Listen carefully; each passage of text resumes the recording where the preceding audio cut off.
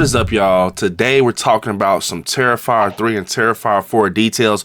Before we get into it, definitely smash the like button because it definitely helps, and make sure you're subscribed to the channel. So I just found out some crazy news, like damn near bad news. So we just found out that Jonathan is indeed dead, guys. He indeed did die in Terrifier 3, and it comes from interview that Damien had recently where, you know, he had got the question about this kill and everything, and he said that actually a lot of people wanted that character to die, and he feels that it wasn't a very smart thing to do. But yes, he confirms that Jonathan is dead. Did that character actually die, or maybe will we get some clarification in 4? Yes, that character did in fact die. Yeah, a lot of people wanted to absolutely see that character get murdered, and I didn't want to. I felt it was disrespectful to the character. I care too much about that character. It would be very cruel. There's a few reasons why it wasn't smart. Which, when Terrifier 2 came out, a lot of people did kind of say that the character was annoying and everything. They didn't like him. And then now he has a following, you know, with Terrifier 3. But I will say I did like Jonathan. I think he was a great character. He did feel like a little brother and everything. In Terrifier 3, he did have, you know, some good scenes with Sienna, especially at the end with them going back and forth with Art the Clown. But I will say this now. If you follow the channel, you know I've been talking about this, what could potentially happen in Terrifier 4, especially with that ending with Art the Clown being on the bus with the lady that's reading the Ninth Circle book, kind of telling us that potentially they're going to hell in Terrifier 4. Now, we found out also that with Art the Clown, his previous victims ends up being sometimes the host of this demonic energy, being like the pale girl and being Victoria. So now that Jonathan, I'm pretty sure, you know, is one of his main victims, that we can see him, like I told you all, as the pale boy or one of these evil entities, because now we don't have no Victoria or no pale girl.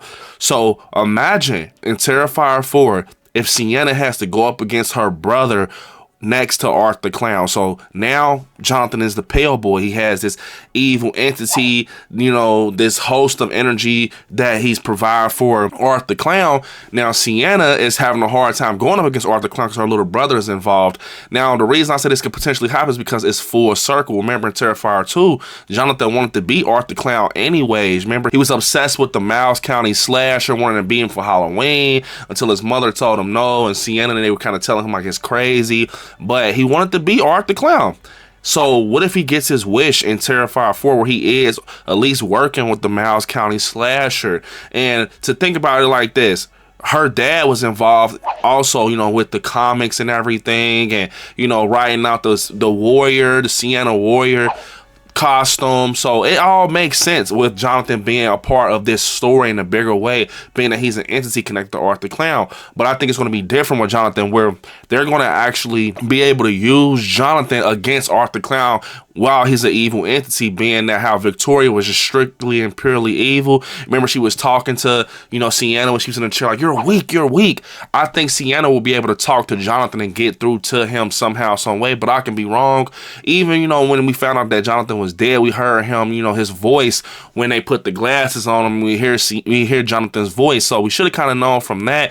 But like I said, to be honest, Damien can even be just hitting us with, you know, like just a switcheroo for real, just kind of getting us like sad and emotional and things like that. And then we find out in Terrifier 4, like, hey, he's not dead, you know, just kind of making us feel sad to see how the reaction is. Or maybe Damien really didn't kill Jonathan. He's just like, you know, maybe Jonathan's dead, but he's not dead, being that I'm gonna see how people react to it. If people are sad about it, I'm gonna say that Jonathan's not dead, and if, you know, people are cool with it, I'm gonna confirm his death. Being that I think that could potentially happen because the way that death was, it was kind of like it could have been anybody. It didn't have to be Jonathan. It could have been any one of Art the Clown's victims. Maybe Jonathan's, you know, put up somewhere, but it's confirmed Jonathan is dead, guys. Could you imagine in Terrifier 4, we're seeing, you know, Jonathan next to Art the Clown completing murders, and, you know, he has his little glasses on. It's like a nerdy, pale boy Art the Clown look with the black and white on. He's helping Art the Clown, and he's helping Art the Clown host his powers, because think about it. At the end of Terrifier 3, Art the Clown did not have any powers, and he's going to need a new vessel, being that Victoria is gone, her outer shell is gone. So I'm thinking Jonathan is going to be that new vessel. And think about it it like this. The fact that Jonathan knows a lot about demonology and things like that and what happens with these demons, it does make sense for him to be involved, you know, with the demons as the pale boy, whatever you want to call him, because he was telling Sienna through letters in college, like, this is how you do it. This is how you do this. This is how you do that. So maybe, you know, with him knowing that knowledge, maybe he's setting Arthur Clown up. Maybe that's the only way to get close to Arthur Clown is if you switch on him with them type of powers, especially if Jonathan's the one that's hosting the power. He's in control for real, for real. That's how Victoria was, because it was to the point in Terrifier 3, it was so much like that we almost thought at times that Arthur Clown was like the sidekick. Am I right? But he was still like front line. But you guys know what I mean. Victoria, she was her own villain alone. She was, to me, Victoria had a bigger presence than the Pale Girl.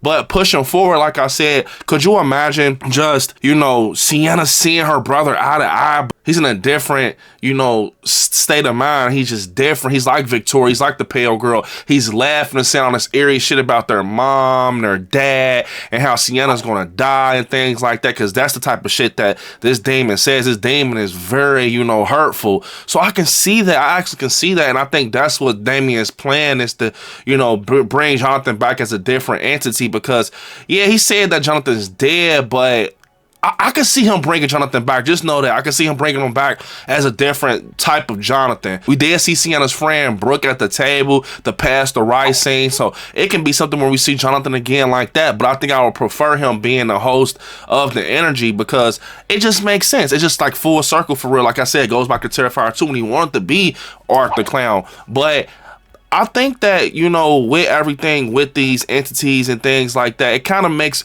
Arthur Clown be put in a weird spot, because it's starting to seem like he needs these demons to stay up and running. And then, you know, if the demon's not around, or he doesn't have a host of this demonic energy to make him supernatural, he goes back to being just a regular human that's a serial killer. Just like we found out that he lost his powers, so he's back to square one, like in Terrifier 1. I never knew that he was not supernatural. I thought he was supernatural through the whole franchise, but we find out that no, Arthur Clown was not supernatural in Terrifier 1. He was just, you know, a human that was completing a lot of brutal kills. And we know that it ended with Gabby being in hell. She fell down with the sword. Could you imagine if we got like the ending where Gabby's going against Jonathan and Sienna's going against Arthur Clown? I mean, I can see something like that where, you know, Gabby is basically, she's the new Jonathan. You know how in Terrifier 2, Jonathan was next to Sienna? I think that's how it's going to be, where Gabby is almost like the annoying little sister, because she gives me little sister vibes to Sienna over little cousin. So what if it's something like that, where actually Sienna and Gabby, you know, teams up against Jonathan and Arthur Clown? That would be crazy in hell.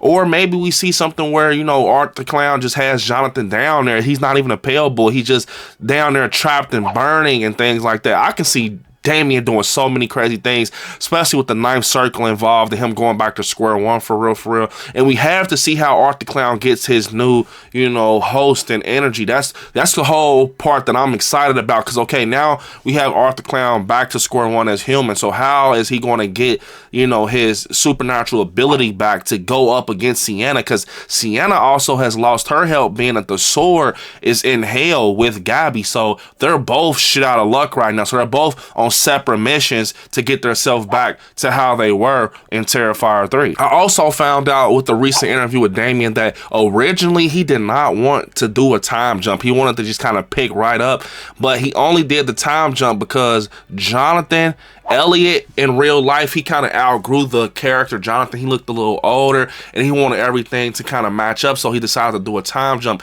which makes me very curious with Terrifier 3 and 4. Is it going to be something where he doesn't do a time jump and it picks up, you know, in the same night, or at least in the same, like, you know, month or something? Because I feel like that would be cool. But also what will be holding him back is that it's Christmas time. I don't know if 2 Christmas movies in a row would be necessary. Maybe it could kind of bleed into like New Year's or something like that. But overall, I mean, he said he wasn't a fan too much of just like doing the time jump. It was just he had to do it so we can see it as viewers that his age and everything kind of matched up. Now he's in college and stuff like that. So it did do, you know, a great matchup, just making it seem like Jonathan's in college. He looked a little older. He grew up. I like that. But I don't know if he's going to do that with Terrifier 4. That's another thing I'm very curious about. Do you guys think that he should do a time jump or whatever with Terrifier 4? I mean, I think now he has no choice but to do a time jump after the injuries that Sienna took, you know, with her hands and all the cuts and wounds she has. And yeah, I think it'll possibly be something where it's like a small time jump. It's almost like that same thing that happened with the Halloween trilogy, where they were going to originally do Halloween Ends as the same night as Halloween Kills, but they couldn't do it because Laurie Strode had a wound that was bad. We're to the point, if she had that final battle with Michael, he would have killed her in like 5 minutes or probably 2 minutes or some shit like that. So he's probably one that makes it, you know, real and everything. So he might do a time jump. But comment down below what you guys think about Jonathan. Do you guys think Jonathan is just dead? We won't see him again? Do you think we'll see him in the form like how we saw our friend Brooke with the Pastor Rice scene? Or is he the new pale boy? Is he the new host for Arthur Clown? And did Jonathan finally get his wish that he was wishing for in Terrifier 2 with him wanting to be the new Miles County slasher for Halloween? Comment down below, guys. Unfortunately, this is the end of the video. I want y'all to hit me up on all my social medias that I like scary, and I will see y'all in the next one. Peace.